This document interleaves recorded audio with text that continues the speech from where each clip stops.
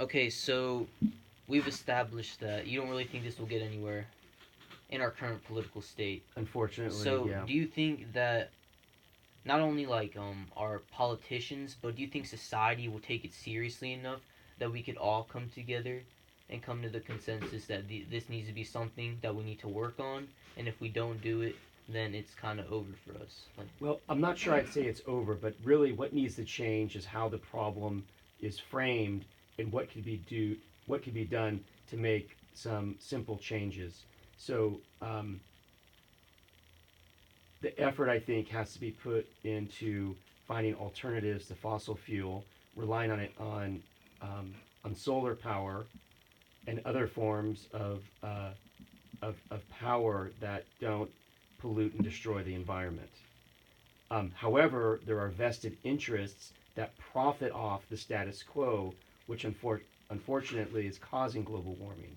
So there has to be a shift. And one way to make this shift happen is A, how the problem is framed, and this needs to be a part of a broader political strategy um, from with young people, with what's left of the labor movement in the country, the Me Too movement, Black Lives Matter, LGBTQ, mm-hmm. and other people who have a conscience and are trying to protect the environment and and genuinely fear extinction.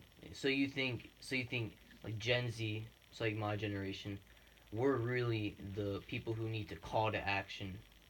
Like we're the people who are gonna be the ones to make this change in our society as long as we can all unify together and say, okay, we've had enough. Let's do something about it. Unfortunately, one of the challenges with the population aged 18 to roughly 25 is that they don't turn out to vote. Um, they might have momentary exuberance for a particular political cause, but when it comes time to actually cast a ballot, um, they're not likely to vote at least at the rate of say other demographics. That's extremely interesting because I didn't know that age range wasn't really showing out for elections. So I guess until that happens, we're really not going to get anywhere with this movement, which is interesting because it seems like it's something that we have to do now, or it's going to become irreversible. Because It's important to point out that there are a lot of disincentives to vote for all sectors of the population. That the United States is really a democracy in it's more of a word than it is a practice, and that from the founding of this country, an enormous amount of effort was made toward to excluding significant sectors of the population from voting. So a book on this is Why Americans Still Don't Vote by Pivot and Cloward, published rough in the early 2000s. And they lay out the sort of historical reasons for low voter turnout among various populations.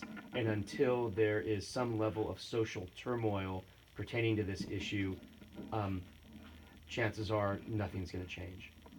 well, yeah, I really, really appreciate you coming on and talking to us because I've never gotten this perspective on climate change before because I saw it as something that, yeah, we can call to action, we can take the action, and we don't really need, say, we need the president to be able to do it, but I didn't realize all everything in the background that had to fall into place for us to be able to actually take change. So I really appreciate you coming on. It was great talking to you. Thank you. You're welcome.